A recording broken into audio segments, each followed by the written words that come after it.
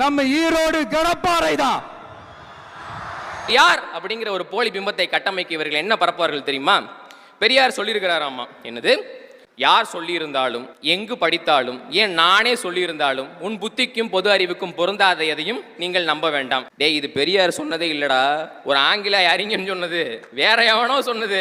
அதை மொழிபெயர்த்த டிரான்ஸ்லேட்டர் வேணா பெரியார்னு சொல்லிக்கலாம். அதை யாரை வச்சு மொழிபெயர்த்தாருன்னு தெரியல. அதெல்லாம் பரவாயில்ல. ஒரு நாள் ஞாயிற்றுக்கிழமை காலையில நான் படுத்து கிடக்கிறேன், ஒரு சத்தம் கேட்குது. என்னன்னா, நீ உன்னிடம் பிறர் எப்படி நடந்து கொள்ள வேண்டும் என்று நீ எதிர்பார்க்கிறாயோ அப்படி முதலில் நீ பிறரிடம் நடந்து கொள்வதுதான் ஒழுக்கமாகும் அப்படின்னு இது பெரியார் சொன்னாராம்.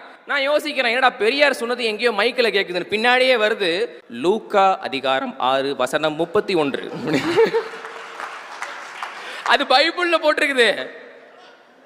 என்னங்கடா அவங்க உருட்டுக்கும் திருட்டுக்கும் ஒரு இது இல்லாம போச்சு. எப்படி அவங்களால சகிச்சுக்க முடியுது? இத்தனை நான் சாஃப்ட்வேர் இன்ஜினியர், மென்பொருள் பொறியாளர், இவ்வளவு டெக்னாலஜி, இவ்வளவு தொழில்நுட்பங்கள் எல்லாம் ஒரு தட்டச்சு கைரேகை உட்பட கைக்குள்ள அடங்கிய பிறகும் எப்படி முரண்பாடான இந்த தலைவரை, முரண்பாடான அந்த ஈவே ராமசாமியை பெரியார் என்று எப்படி உங்களால் நம்ப முடிகிறது? இப்ப படையப்பாரி ரிலீஸ் ஆயிருக்குல்ல, அதுல அதிகமாக ஆசைப்படுற ஆபரிகம், அதிகமாக கோவப்படுற புபரிகம், நல்லா வாழ்ந்துதா சரித்திரமே கிடையாது, கீழே தந்தை பெரியார். எப்படி சிரிப்பு வருது இல்ல? அப்படித்தாண்டா எங்களுக்கும் சிரிப்பு வருது. வெளிநாட்டு அறிஞன்னு சொல்லிட்டு போனது அதெல்லாம் ஏன் வலி, தனி வலி, கீழே தந்தை பெரியார். பெரியார் என்னத்தை எழுதி வச்சுட்டு போனாரு? எதை வேணா எழுதிக்கோ, கீழே என் பேரை போட்டுக்கோ, அதைத்தான் எழுதி வச்சிருக்க வாய்ப்பு, அதைத்தான் எழுதி வச்சிருக்கிற வாய்ப்பு இருக்குது. என்னங்கடா உங்க நியாயம், என்னங்கடா உங்க நியாயம்? எனக்கு ஒன்றும் புரியல.